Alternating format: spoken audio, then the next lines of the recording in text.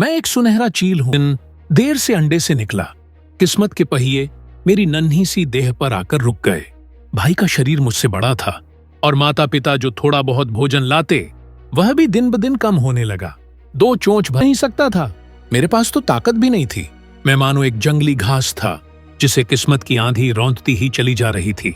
हम ऊंचे पहाड़ों की चीलें थे। अल्प्स पर्वत श्रृंखला की ऊंचाइयां हमारी उड़ान की सीमा थीं।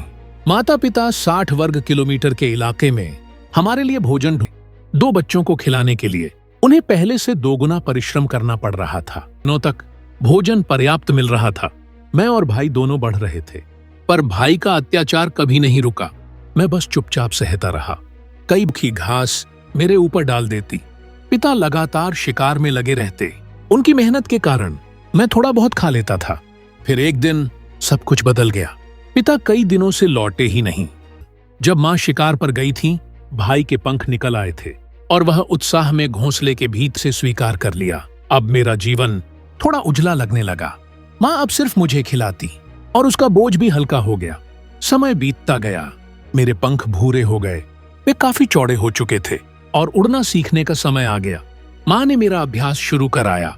वह शिकार को घोंसले में न लाकर थोड़ा दूर रख देती।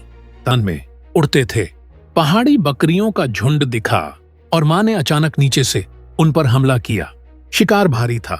उसे उठाते हुए मां फिसल गई। शिकार घाटी में गिर गया। उस दिन मां जोर से घायल हुई। फिर भी वह मुझे आखिरी भोजन दिलाने में सफल रही। मैंने उस भोजन को अपनी पहली कमाई समझकर खाया। पर मां चली गई, पर मुझे जीना सिखा गई। उसकी तकलीफ और संघर्ष मेरे लिए प्रेरणा बन गए। अब मैं